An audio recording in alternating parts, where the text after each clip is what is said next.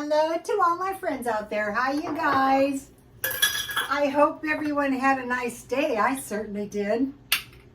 It was raining here. In fact, last night I have a skylight and it was raining so hard I thought, I hope my skylight doesn't give way. I want to mention my jewelry. Okay, these necklaces, I bought these at 2 different times. And these are really pretty, and I have had them 20 years. And they're hand strung, and whoever made these was not a highly skilled jeweler, but they're nice. So that's all I wanted to say about my jewelry. This video is how much food do we need, what people do when their food runs out, and Great Depression effects. So, okay, so what we want to do is we want to get what we need so we don't run short, so we don't over stockpile food that we don't really want to eat, and so we can save as much money as we possibly can. That's what I like to do. So now, let's think about these foods. Bread, 2 or 3 slices per day. I looked this up and they said up to 8 slices, but in this case, I think they're counting the bread as carbs, including potatoes. I'm saying bread 2 or 3 because 2 pieces of bread would be a sandwich. Butter, 2 to 3 tablespoons per day. Eggs, yogurt, and cheese, 3 cups. I think that's correct, like 1 cup per meal. Eggs, 1 per day. Meat or fish, 4 to 5 ounces a day. So that you have the food you need, you have what you need, but not too much, and you can buy a little bit higher quality food. Okay, so for a week, 1 loaf bread, 1 pound butter, that should be more than enough. Milk, yogurt, or cheese, 3 cups, but let's just say milk, because if you have milk, you can make yogurt and cheese. Meat, 4 to 5 ounces, so you need about 2 1/4 pounds per week, and that's not really that much.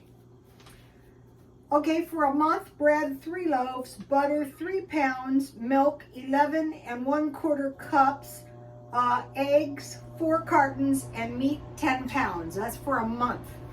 And so for bread for a year, 36 loaves, butter 36 pounds, milk 135 cups or 15 gallons, eggs 4 cartons or 48 cartons a year, meat 10 pounds a month or 120 pounds per year. So once you know this, it's going to be so much easier to get a year's supply of food, and you're not going to be stockpiling a lot of food that you really, really don't need. Okay, so now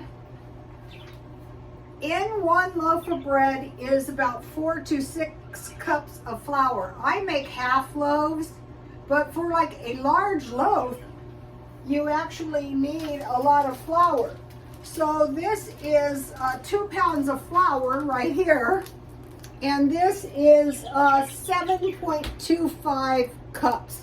So this is like 1 loaf of bread with about 1 1/4 cups left. That's why Panera bread is so expensive. Okay, these Walmart powdered milks. Now this ends up to be about as much as one person needs per month. It would be 12 cups. So you just get 12 of these. Otherwise 36 pouches. I think that's correct.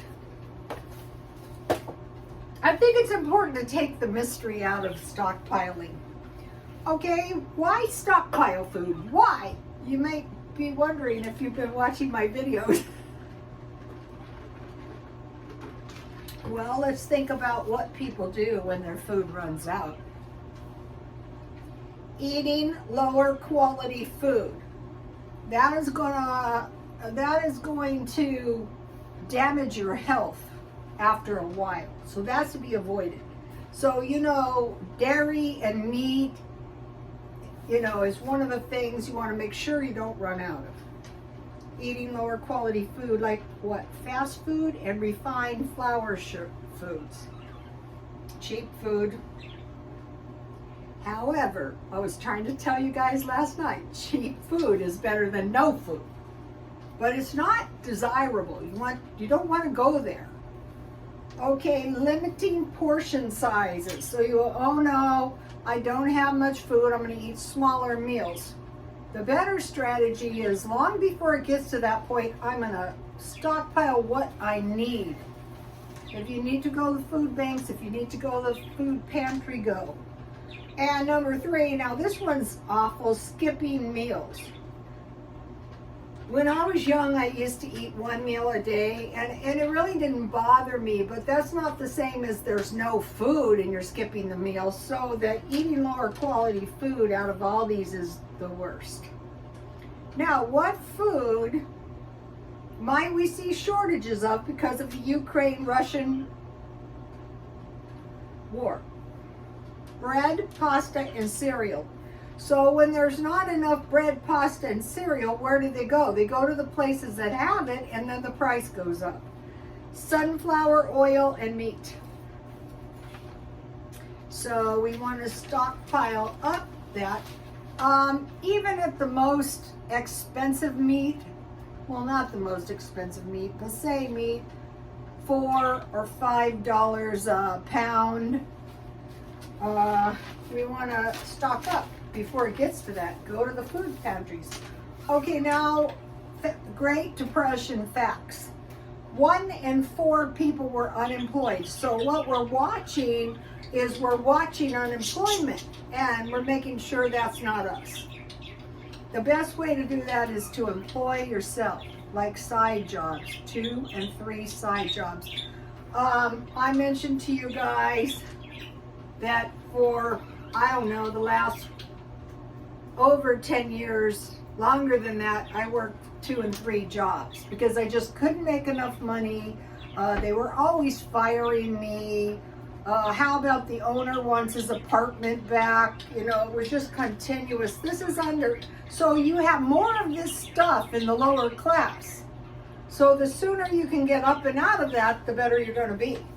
So now, during the Depression, there were shortages of gasoline, and they're warning us. So the best thing is to keep your tank as full as you can. But if they start rationing, just what I will do, I will just park the night before or get up very early in the morning, and I will go to Costco. Sugar, I mentioned that many times, but this one I forgot, tea. Okay, tea is very, very cheap right now, so just get like at Dollar Tree. I went to Dollar Tree today and I bought a lot of nice stuff. When the stuff is in, nothing's better than Dollar Tree. So they have 100 bags for $1.25, so maybe buy 4 boxes. And coffee. They've warned us about coffee, cola, and chocolate, but we don't have to rediscover the wheel. During the Depression, it was gasoline, sugar, tea, and coffee. Now, what did they eat during the Depression? Chili, macaroni and cheese, soups, cream chicken on biscuits. So long before it gets to some kind of depressed or recessionary period, I want to learn to make some really good chili that's not too expensive. Good macaroni and cheese. I think the trick to macaroni and cheese is good pasta. Soups. The thing about soups is I'm trying to get to the point where if I have vegetables, today I gave my son's rabbits the carrots. They're so cute. They got these 2 rabbits on OfferUp, and they were hopping around, and my daughter-in-law had some like squash and vegetables, and they were eating the plants. It was funny. Cream chicken on biscuits. I'd say that'd be like white gravy, and you tear the chicken up, or chicken gravy on toast or biscuits. So we want to learn to make some good biscuits. I can buy really good biscuits. Okay, now this for the rest of the year, I'm dividing each month into 10 3-day segments. I already did the first 3 days. Now I'm on the second segment, day 1. So what I did was meal plan. So after thinking about this, I changed my meal plan up. Breakfast, egg and toast, or peanut butter and jam sandwich. I usually eat that in the middle of the night because I went to all this trouble to make jam. It was pretty good too. Lunch is meat and cheese sandwich and a small fruit.